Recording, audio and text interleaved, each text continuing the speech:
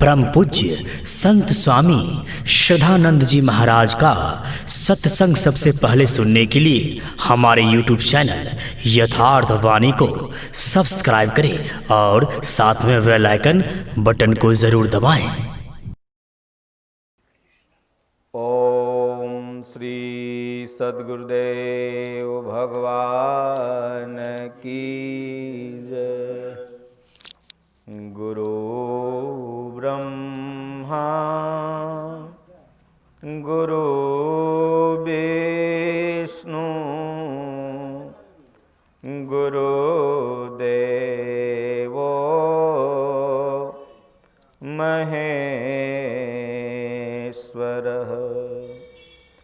गुरु साक्षात् परं ब्रह्म तस्मै श्री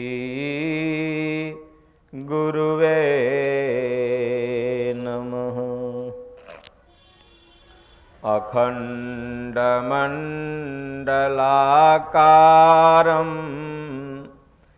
व्याप्तं येन चराचरं तत्पदं दर्शितं येन तस्मै श्री गुरुवे नमः। त्वमेव माता च पिता त्वमेव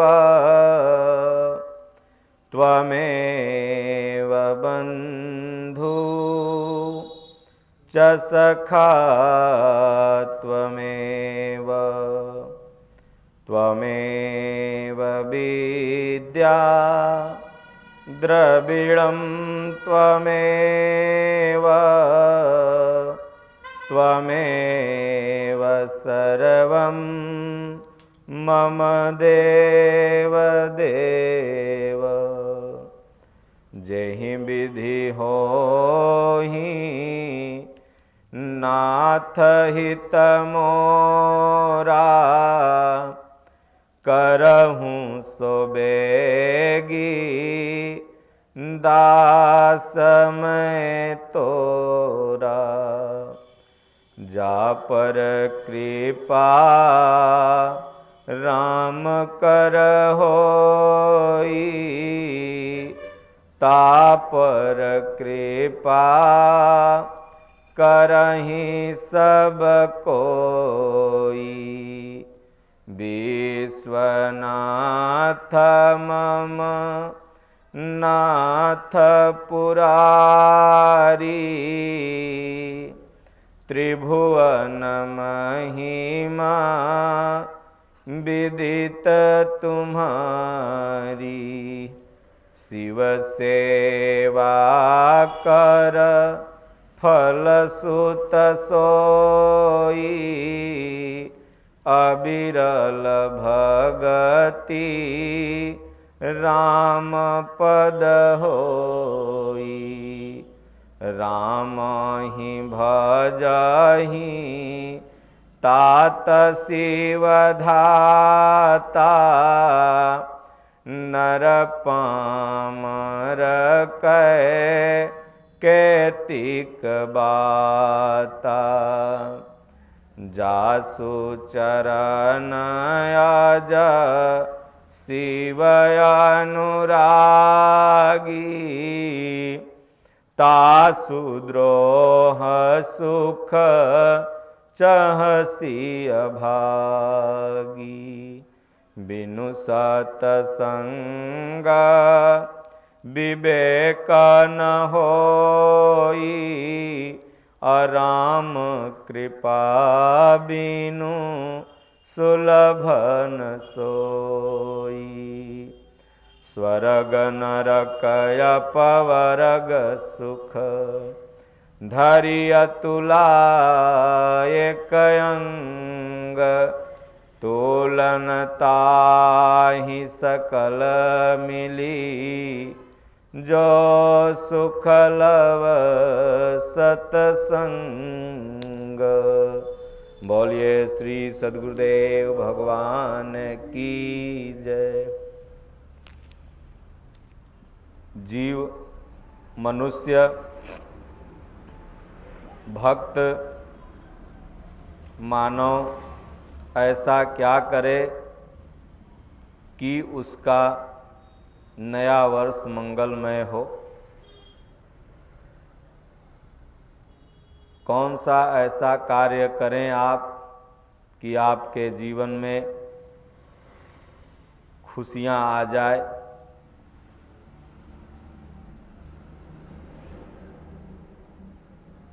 क्योंकि मनुष्य का स्वभाव होता है, जीव का स्वभाव होता है, वो चाहे चींटी से लेके हाथी तक हो और गरीब से लेके अमीर इंसान चाहे जो हो, सबको क्या चाहिए? सुख और शांति। एक चींटी है, वो भी सोचती है शांति से अपने बिल में हम पड़े रहें।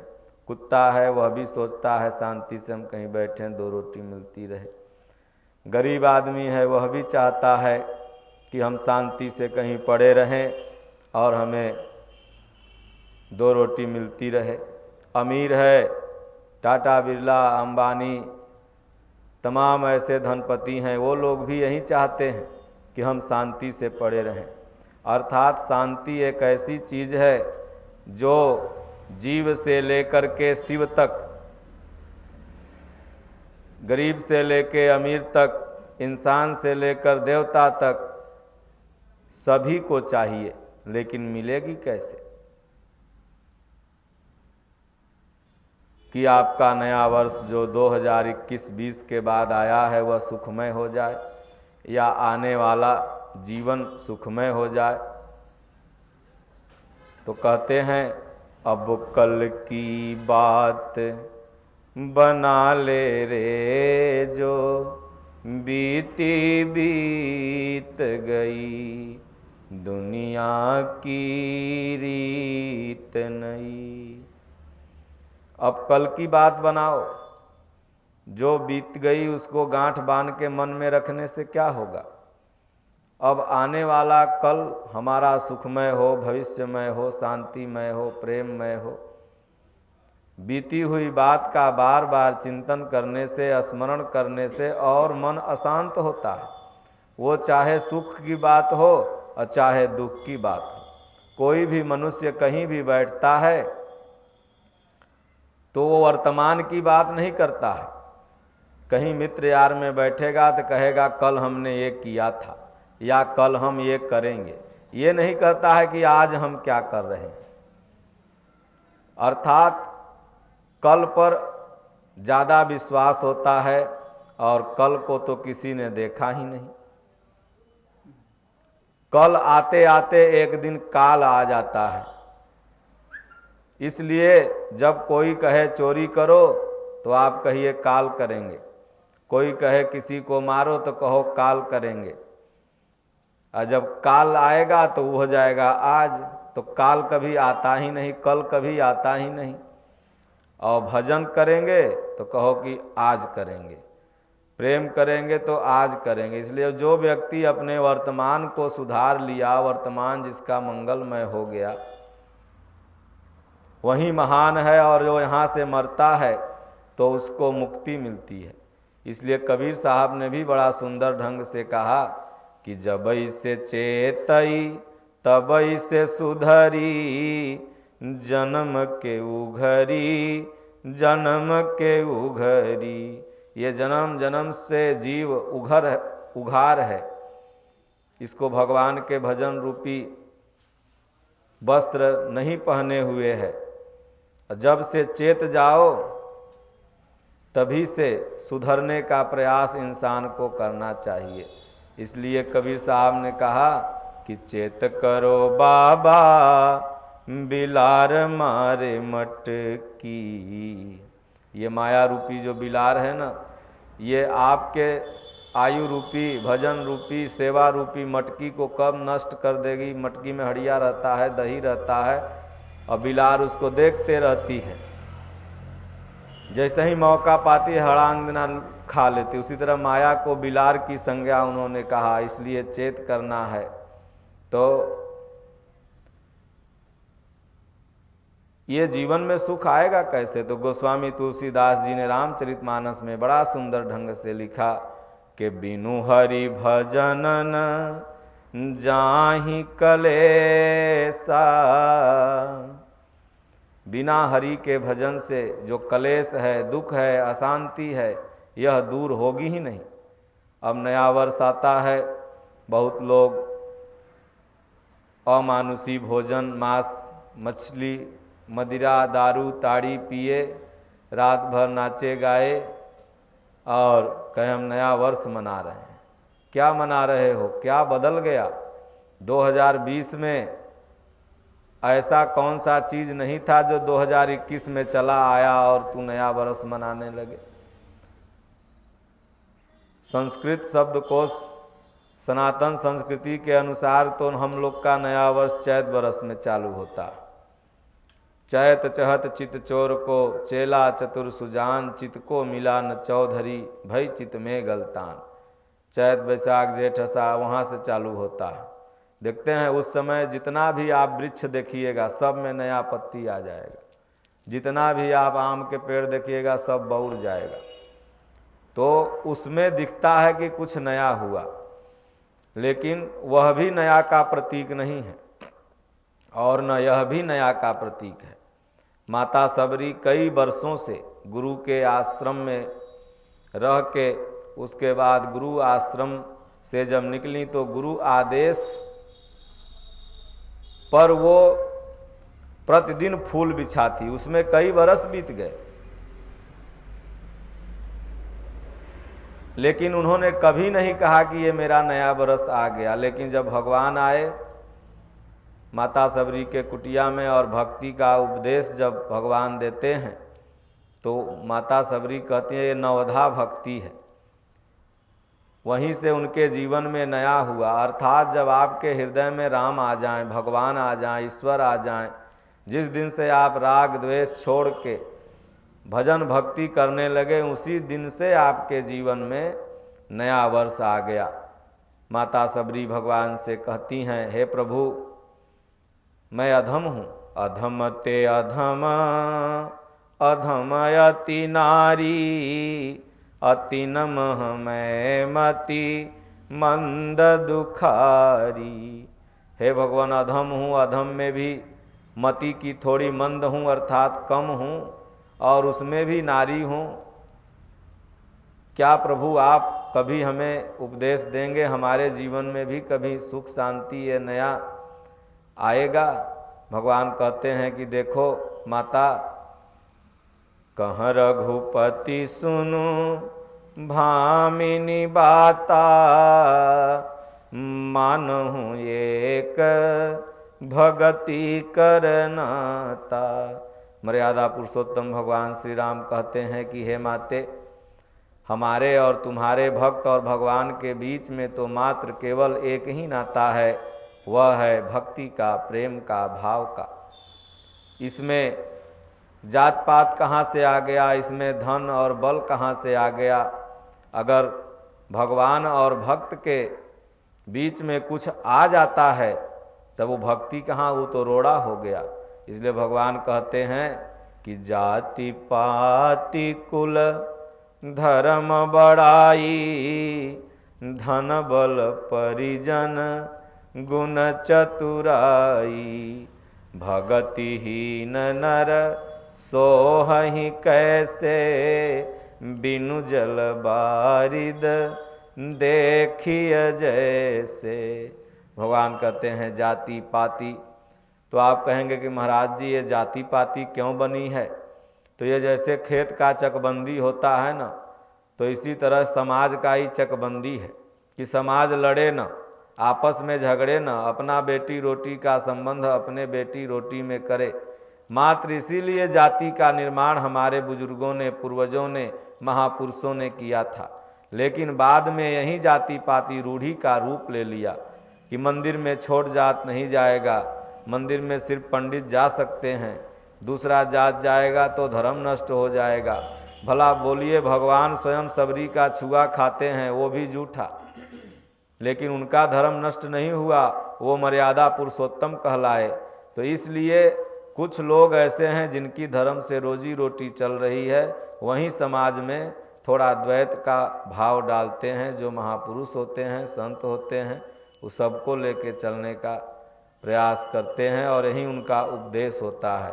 तो इसलिए गीता मानव मात्र का धर्मशास्त्र है, रामचरितमानस प्रत्येक मानव जाति का धर्मशास्त्र है।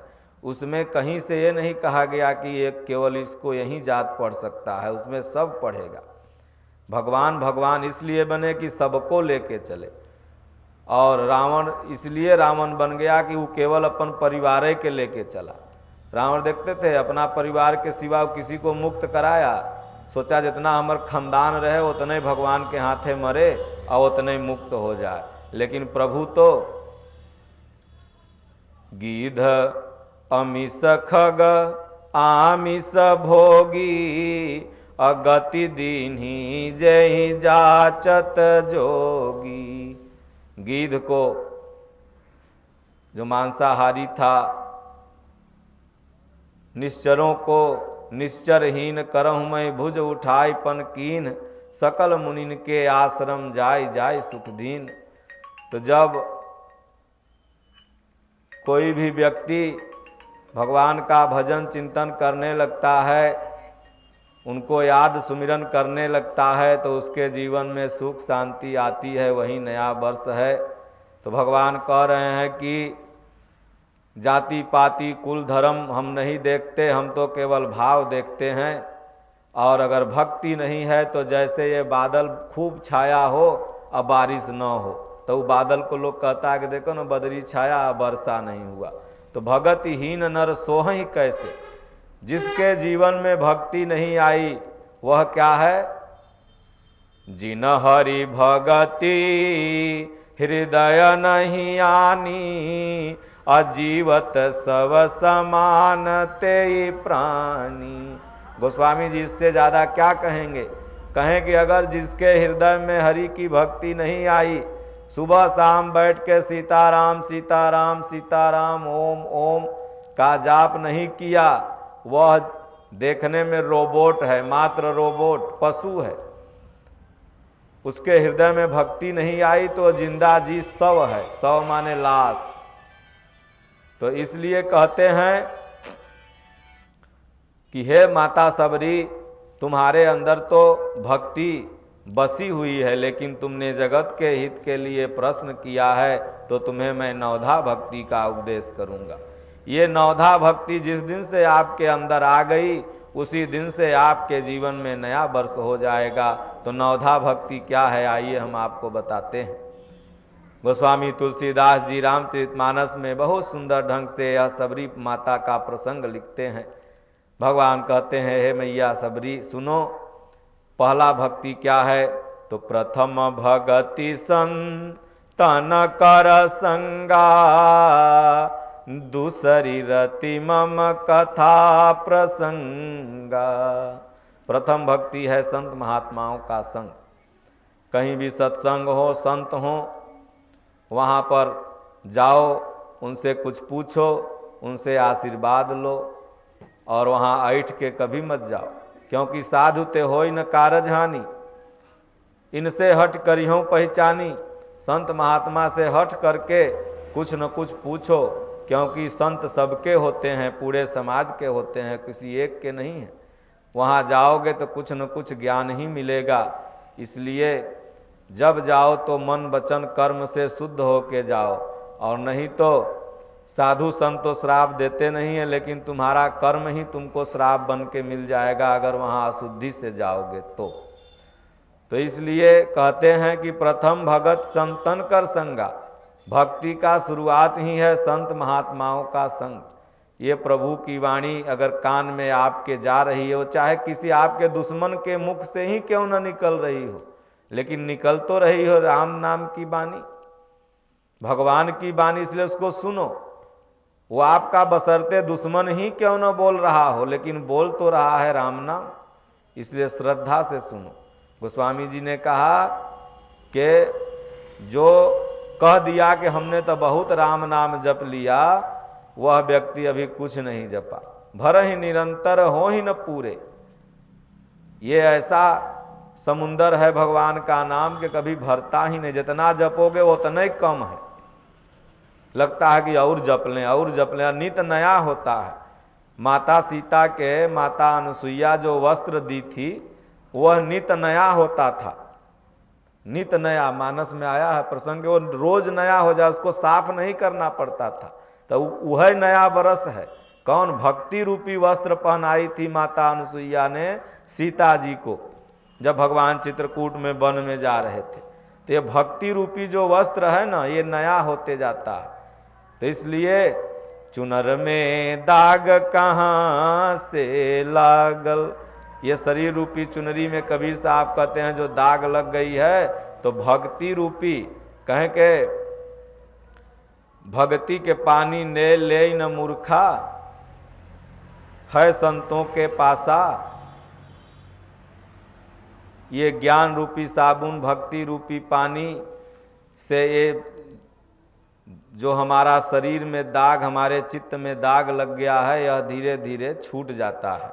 तो भगवान कहते हैं कि संत का संग करो, वहीं से भक्ति तुम्हारे जीवन में आएगी। आप लोग अपने अतीत में जाइए तो याद आता होगा कि फलाने संत वहाँ आए थे, ये बताए थे, वो हमारे बाबा लेके हमको जाते थे। ये बोलेगा जब बड़ा हो जाएगा तो कहेगा कि हमारे बाबा दरोगा साहब लेके जाते थे, बाबा का सत्संग सुनते थे, ऐसे बताते। सब इसको याद रहेगा। ये कंप्यूटर है, ब्रेन है ना, आपको भी याद होगा आपके बाबा लेके जाते रहे होंगे। तो इसलिए यहीं से भक्ति शुरुआत होती है।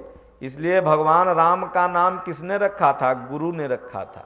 राम कहीं ऊपर से आए थे, लेकिन नामकरण किसने किया? धरे नाम गुरु हृदय विचारी, अवेद तत्व नृपतव सुतचारी। सो सुख धाम राम यस नामा, अखिल लोकदायक विश्राम। भगवान को कहेगे सुख के धाम है। तो नया मंगलमय होगा नया वर्ष तब जब राम सो सुख के धाम है उनका नाम जपोगे तब। अब बोतल ठिप्पी खोल लिया, मुर्गा मछली खा लिया, उनका गरियाया, उनका मारा, उनका लूटा, और कहो कि हम नया बरस मना रहे हैं। तो नया बरस क्या मना रहे हो? काल के मुंह में जा रहे हो। एक दिन काल में समा जाओगे, नष्ट हो जाओगे। फरा सो झरा, बरा सो बुताना, ये दुनिया का नियम है। पेड़ में फल लगता है तो एक दिन झड़ जाता है। आग कितनों बड़का लहकती है तो 4 घंटा में बुता जाती है। धरा का प्रभाव यही तुलसी, फरा सो झरा, बरा सो बुताना। तो इसलिए भगवान कहते हैं कि दूसरी भक्ति क्या है? जब संतों की संग करेंगे तो उसके बाद भक्ति क्या आएगी? तो कहते हैं दूसर रति मम कथा प्रसंगा। जहाँ पर भी प्रभु का कथा प्रसंग हो नारायण का, वहाँ आप खूब प्रेम से सुनो। कोई भी बोले, कोई भी कहे, तब आप दूसरी भक्ति में पहुँच गए। तीसरी भक्ति क्या है? तो कहते हैं गुरु पद पंकज सेवा, तीसरी भगति अमान, चौथी भगति मम गुण गण, करहि निरंतर गान। कहते हैं कि गुरुपद पंकज सेवा, तब जब कथा प्रसंग में जाएंगे तो गुरु बनाने का दिल करेगा कि हम इनको गुरु बनाएं, महापुरुष को कोई। तो गुरु के चरणों में आपका अटूट विश्वास हो, अटूट श्रद्धा हो, तो उसके बाद फिर आप चौथी भगत में प्रवेश कर जाएंगे। तो चौथी भगत क्या है? तो मम गुण गण करहि कपट तजगान। बिना कपट त्यागे हुए भगवान नहीं मिलेंगे। कहें घूंघट के पट खोल री तोहें पिया मिलेंगे, रंग महल में दीप जला के, आसन से मत डोलरी तोहें पिया मिलेंगे। घूंघट के पट खोल री तुम्हें पिया मिलेंगे। पिया कौन है? परमात्मा ईश्वर। माता मीरा के पिया कौन थे? माता मीरा ने कहा सबके पिया परदेश बसत हैं, लिख लिख भेजत पाती, अब मोरे पिया मोरे ही में बसत हैं, नहीं कहूँ आती जाती, अराणो जी में तो गिरधर के रंग राती। तो सबके पिया भगवान हैं। ये बाहर वाला जो पिया पत्नी है ना, ये तो सब कर्जा है कोनो जन्म का। कोई किसी का भाई बन गया, कोई किसी का बेटा बन गया, कोई किसी का मौगी मेहरारू औरत बहन बेटी बन गई, ये तो कर्जा है। लेकिन वास्तविक पिया हैं परमेश्वर ईश्वर नारायण। और वो कहाँ बसते हैं? रजरप्पा में नहीं, तारापीठ में नहीं, बाबा धाम में नहीं, विंध्याचल में नहीं, वो हृदय में बसते हैं। यहाँ मोरे पिया मोरे हृदय में बसत हैं, नहीं कहूँ आती जाती। जब ये पिया हृदय में रहेंगे ना, तब आप तीर्थों में जाइएगा। आई पिया निकल जाएंगे तो 2 घंटा में तो गमके लगेगा शरीरवा, और उसके बाद कहेगा कि लकड़ी ले आओ रे, तो कफन ले आओ रे, ले जाके फूक फाक ताप तूप के खत्म। ये पिया निकल गए तो ये बाहर वाले जो पिया जितने हैं ना, कोई छुएगा नहीं। मेहरी डेहरी तक जई हैं, मेहरारू खाली वही दुअरिए पर से ताक के कनेगी सुसुक सुसुक के। लोग कुटुम्ब मरघट तक जई हैं। जो भी गांव समाज है कहेगा चला चला चला, तनी बेचारा हमहू घूम आऊ तो हमरे में जाई, न तो हमरे में के जाई, चलो न तनी। तो मरघट तक पहुंच गया, लेकिन हंस अकेला जाई। जो भगवान इसमें बस रहे हैं आत्मा परमात्मा रूप में, वो तो अकेला चले गए और उसके साथ उसका कर्म गया। इसलिए गीता में भगवान ने कहा कर्मणावाधिकारस्ते मां फलेश कदाचन। कर्म ही अर्जुन तुम्हारा अधिकार है, फल में तुम्हारी रुचि न हो, फल तो मैं दूंगा। अगर कर्म अच्छा करोगे तो फल जाएगा कहाँ, वो तो मिलेगा ही। तो कहते हैं कि चौथी भगत मम गुणगन करई कपट तजिगान। कपट का त्याग कर दो, जो दिल में हो वहीं बाहर हो। और ऐसा करके राम राम राम राम राम महामंत्र है राम। गोस्वामी जी ने कहा महामंत्र सोई जपत महेशु, अकाशी मुकुट हेतु देतु उपदेशु। मुक्ति के हेतु के लिए वह काशी में भगवान शिव बैठ के राम नाम शब्द का मंत्र दे रहे हैं। और जो जप रहा है वो सीधे एकदम सायुज्य मुक्ति पा रहा है, सीधे एकदम भगवान के दरवाजा पे जा रहा है। तो कहते हैं कि मंत्र जाप मम दृढ़ विश्वासा, पंचम भगति सोवेद प्रकाशा। भगवान ने कहा है मैया सबरी, 5वीं भक्ति है कि मेरे मंत्र का जाप करो और दृढ़ विश्वास के साथ करो। ये नहीं कि पोता के नतनी के तबीयत खराब हुआ कि भगवान में शक्ति ही नहीं है तो भगवान को छोड़ दिए, नहीं।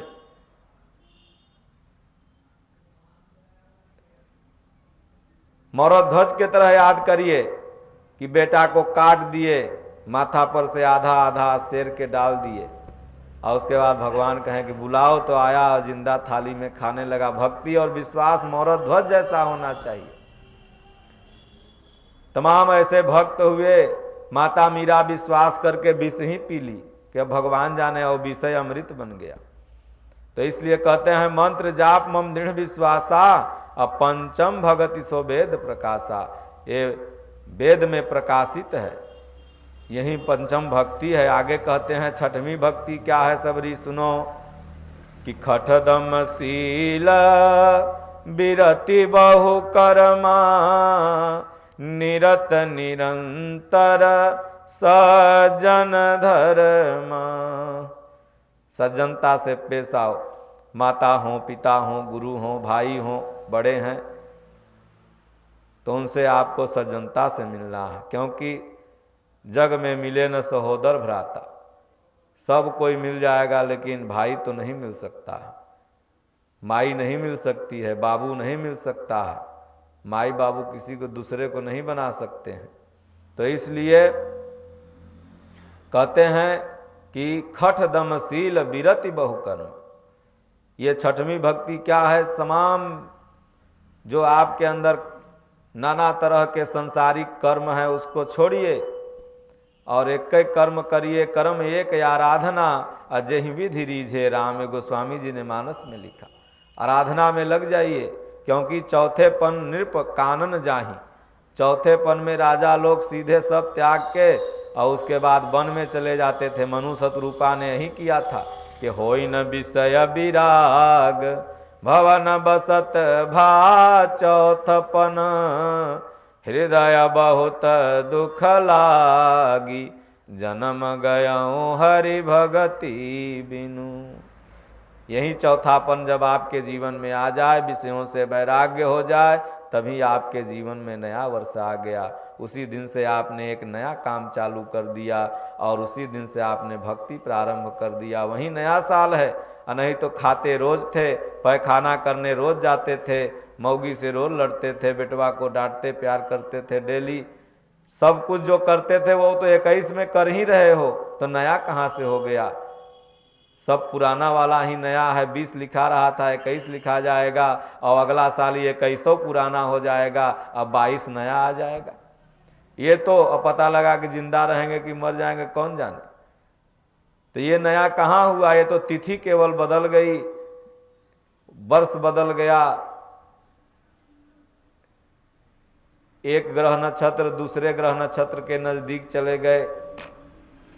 लेकिन जब से भक्ति नहीं आई तो मनु शतरूपा के जीवन में ही चौथापन आया, तो उनके जीवन में नया हो गया और नैमिषारण्य में जाकर के तपस्या करने लगे। इतना तपस्या किए कि ब्रह्मा विष्णु महेश आ गए। अब ब्रह्मा विष्णु महेश जी ने कहा कि वर मांगो वर मांगो। उन्होंने कहा कुछ नहीं चाहिए। तब स्वयं नारायण आए, वर मांगो, कुछ नहीं चाहिए, अगर आपको देना है तो पुत्र रूप में आप मेरे घर आइए। भगवान ने कहा जाइए, दशरथ के रूप में और माता कौशल्या के रूप में जब आप लोग आइएगा तो मैं वहीं आपका अंशन सहित मनुज अवतारा लइहों दिनकर वंश उदारा। तब अंशन सहित मैं अवतार लूँगा। तो कहने का तात्पर्य है कि तमाम जो हमारे कर्म हैं छठवीं भक्ति में धीरे धीरे खत्म होके केवल आराधना में हो जाते हैं। तो खटदम शील विरति बहु कर्मा अनिरत निरंतर सज्जन धर्मा। सज्जनता ही सबसे बड़ा आदमी का आभूषण है, वही श्रृंगार है। अगर आप सज्जन हैं तो आपके पास लाख सोना चांदी नहीं आप पहने रहिए, तुलसी के माला रुद्राक्ष ही आपके गले में हो तो आप अरबपति हैं। और माय सोना चांदी पहन लो किलो 2 किलो और दुर्जनता है तो फिर आप सही नहीं हैं। इसलिए कबीर साहब ने कहा कि कबीरा सब जग निर्धना धनवंता नहीं कोय, धनवंता सोई जानिए जहाँ राम नाम धन हो। जहाँ भगवान का धन हो वहीं सबसे बड़ा धनवान है। तो आगे कहते हैं 7वीं भक्ति में कि हे मैया सबरी सुनो। 7वां जथा लाभ संतोषा असपने हूँ नहीं दे खहीं पर दोषा। 7वां भक्ति है कि जथा लाभ हो उतने में संतोष करिए। ये पूरा विश्व मेरा हो जाए, पूरे विश्व का धन मेरा हो जाए और 1 लाख रुपया के सिक्का माथे पे लाद दो तो उठेगा नहीं। 1 बोरा हो जाए 40 किलो 50 किलो से ऊपर। करोड़ अगर नोट दे दो तो 25-30 किलो हो जाएगा माथे पे, यहाँ से बख्तियारपुर नहीं जाएगा। और मन में क्या है कि सब हमरे हो जाए, सब हमरे हो जाए। नहीं, जो भगवान ने दिया उतना में ही संतोष रखिए कि प्रभु आज आपने नमक रोटी दिया बहुत सुंदर, चलिए कम से कम आज भर कोलेस्ट्रोल और चर्बी और बीपी और शुगर तो हमार कम रहेगा। कल अगर घी मलाई दे दिए तो वाह वाह।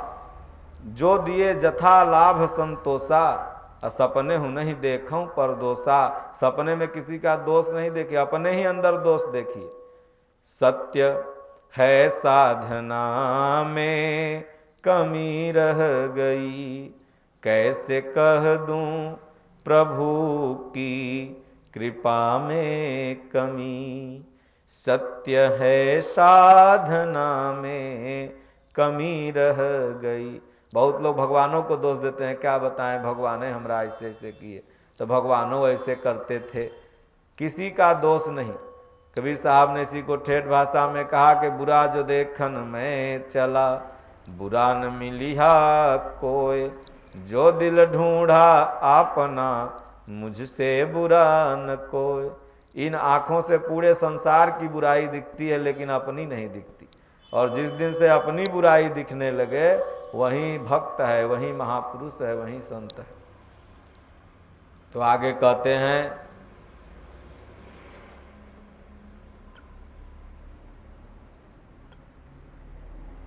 सातों मोहिमय जग देखा, मोते अधिक संत कर लेखा। सातवीं भक्ति है, संसार में जहाँ देखिए नारायण को, सिया राम मैं सब जग जानी, करहूँ प्रणाम जोर जुग पानी।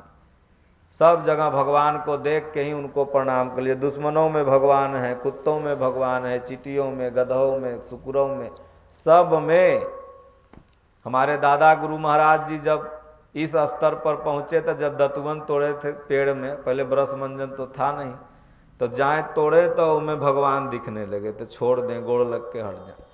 दांतें उनका सब खराब हो गया लेकिन दतुवन नहीं तोड़े। सात वो स्थिति जब आई तो कहें सातों जथा लाभ संतोषा, सातों मोहिमय जग देखा, मोते अधिक संत कर लेखा। भगवान कहते हैं मुझसे अधिक संत का सम्मान करो। और आठों जथा लाभ संतोषा, सपने हूँ नहीं देखूं पर दोषा, दूसरे का दोष नहीं देखना है। और नौवीं भक्ति क्या कहते हैं प्रभु कि नवम सरल सब विधि छलहीना, मम भरोस हिय हरसन दीना। नौवीं भक्ति है कि हर विधि से छल रहित हो जाइए और एक ही बस भगवान पे भरोसा हो जाए। एक ही साधे सब सधे, सब साधे सब जाय, अबांस फांस अरुमी सरी, एक ही भाव विकार। एक पर विश्वास हो गया, एक रामचंद्र जी पर भरोसा हो गया, एक परमात्मा पर हमारी श्रद्धा टिक गई। यही नवधा भक्ति भगवान ने बताया। सुनो,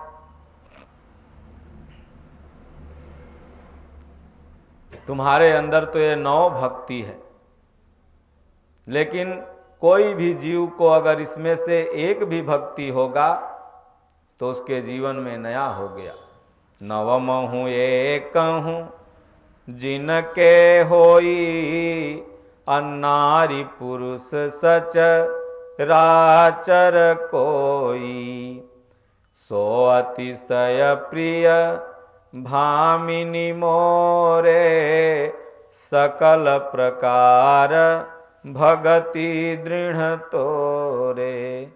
हे भामिनी, आपको तो सर्वत्र ये भक्ति सब भक्ति है, लेकिन किसी को एक भी भक्ति हो, चाहे संत का संग ही हो, चाहे गुरु मिल गए हों, चाहे उनको अटूट विश्वास हो गया हो, इनमें से कोई एक भक्ति अगर कलयुग में किसी के भी पास है तो भगवान कहते हैं कि वह अतिशय प्रिय है। यही नवधा भक्ति है, और इसी को जो जीव करता है उसके जीवन में तो कुछ नया हुआ।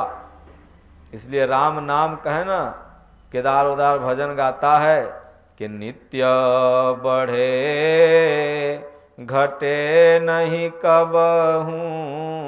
कैसे जी? नित्य बढ़े घटे न कबहूँ।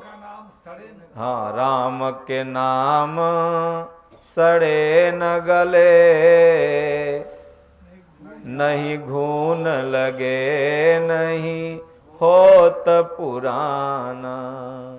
नित्य बढ़े घटे नहीं कबहूँ, और नहीं को चोर ले जाना।